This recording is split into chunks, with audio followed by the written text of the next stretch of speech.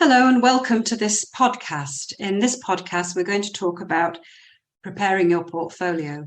I'm Carol Wood and I'm one of the specialist moderators for UK PHR. And I'm Judith Hooper, the second specialist moderator.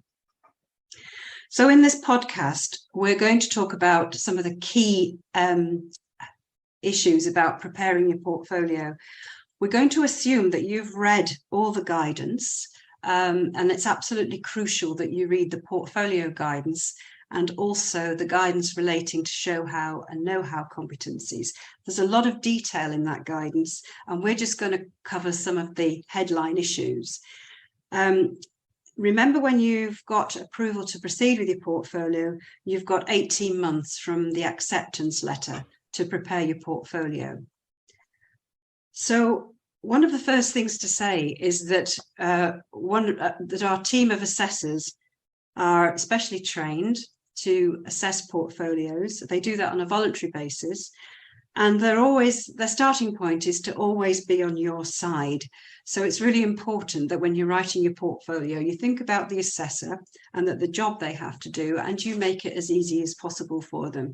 So think about the navigation of how you will help your assessor find your evidence, and that's both in the narratives that you're going to be presenting for your show how evidence, and all the evidence that you present, the pieces of evidence that you present against your knowledge competencies and your show how competencies. So navigation is absolutely key, and it's important that you get a system and stick to it, and think carefully about how an assessor is going to find their way into your portfolio and find the bits of evidence they need to look at. So that's absolutely crucial.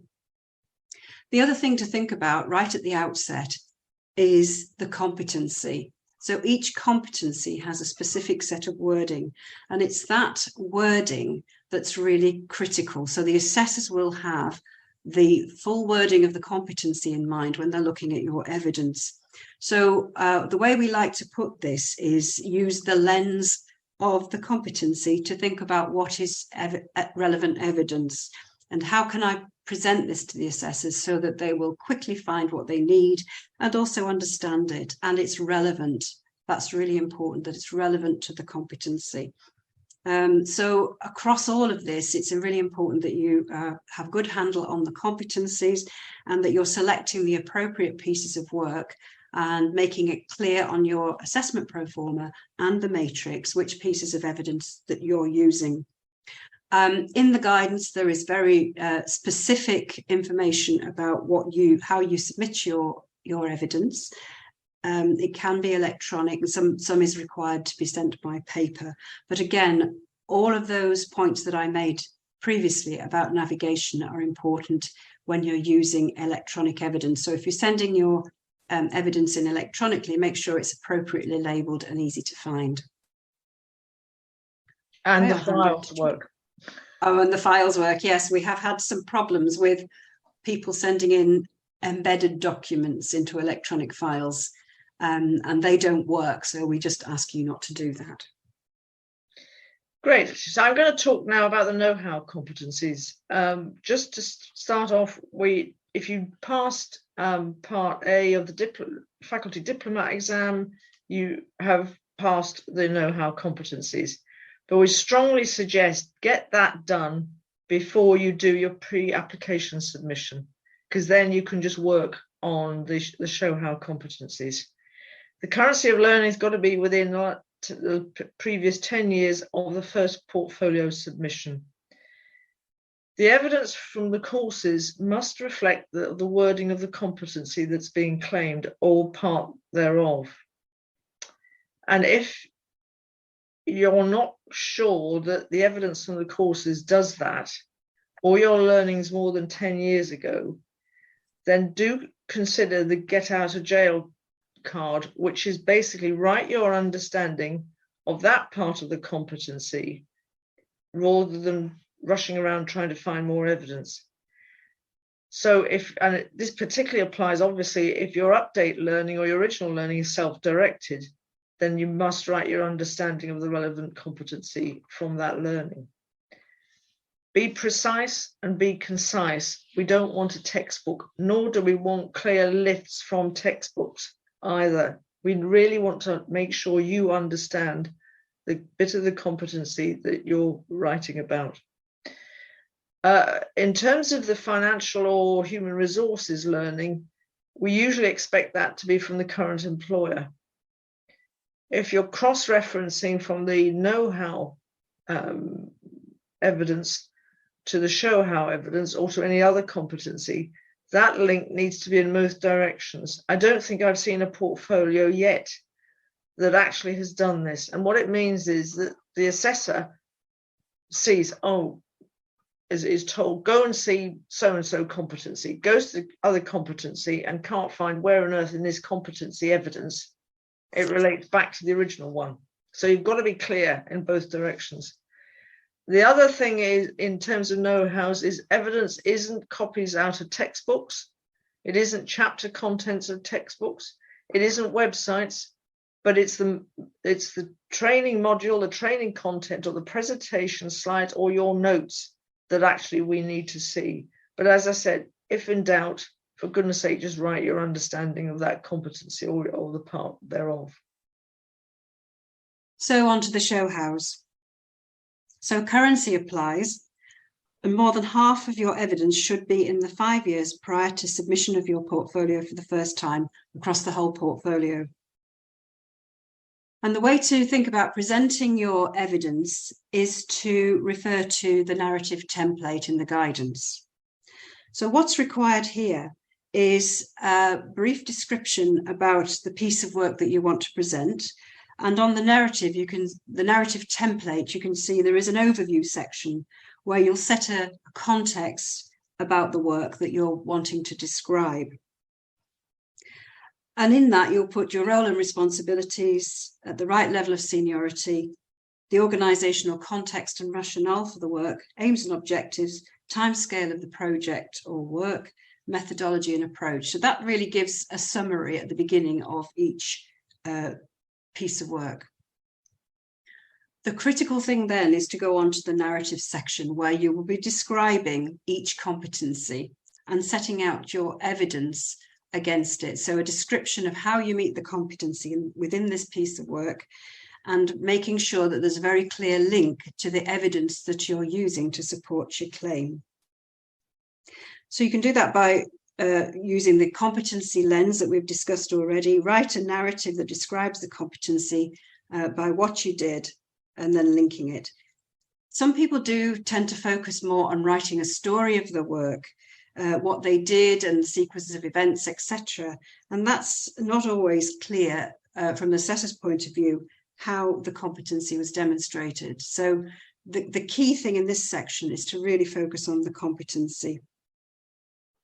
The other thing to say is that the show how guidance gives notes for most competency. So you've got the wording of the competency in one column, and then there's additional guidance, which sometimes provides more detail about what's required to demonstrate that competency. And it's important to look at that and to make sure that you don't miss parts out. So in summary, the narrative template is provided to help you decide how to set out your competencies for the show house.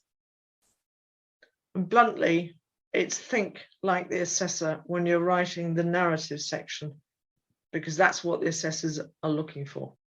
So in summary, it's really important that you have a look at the narrative template, which is Appendix 1 in the show how guidance, and use that as a guide for how to set out your show how evidence.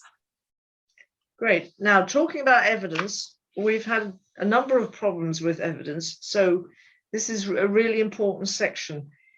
Beware of the level of work in your evidence, because usually using work done when in a junior job will raise the suspicions of the assessor immediately about were you working at the right level. And remember, you were looking for people who are working at the level of somebody coming off the training scheme, so with a lot of autonomy.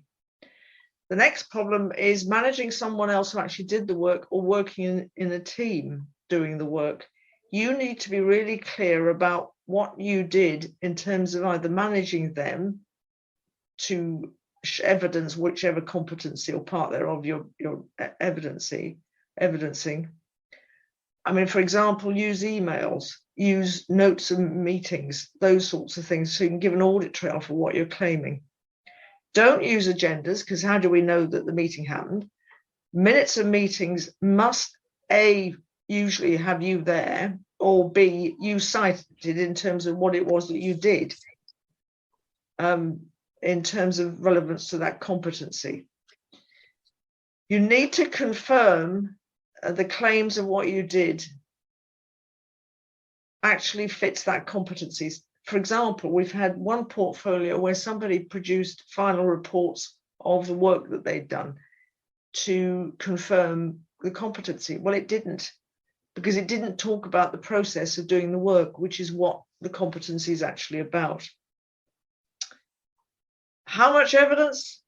Enough to prove your claim once. Repeated evidence to confirm bits of a competency or competency does get a bit of assessor overload.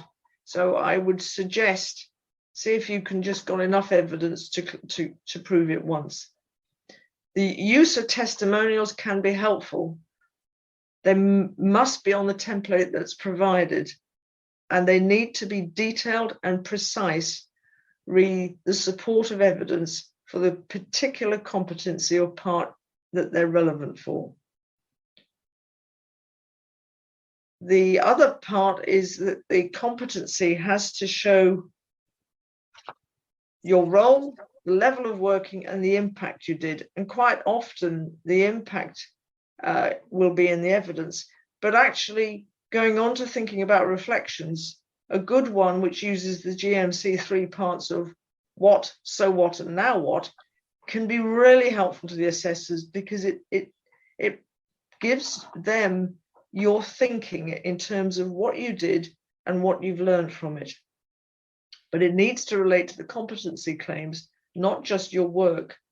And it needs to answer those 3 questions, not just, so what happened, but it's what was the impact of what happened, and now what would I do differently? So we hope you found this podcast helpful. We've only just been able to cover a few points in this podcast. And remember, a lot of the detail is in the guidance, and it's important as well to check that you're using the current version of the guidance, because we do update it from time to time, and it's important that you use the most up-to-date one, which is the one that's on the website. So do check. Just remember as well, the assessors will be on your side and they will want you to succeed. So do think about how you're going to make it easy for them with regard to how you present your evidence. And it's also quite useful in preparing your portfolio to get someone to read it through before you submit it, just to make sure that that clarity is there. It might be obvious to you when you're writing your portfolio, but for somebody else coming in who doesn't know you and your work, it might be more difficult. And that's where the clarity of the way you write it comes in, focusing on the competency and making sure there's good navigation for your evidence. In other words, just remember, think like an assessor as you're assembling things and beginning to write. The assessors are wearing the competency pair of glasses, not your work. Good luck.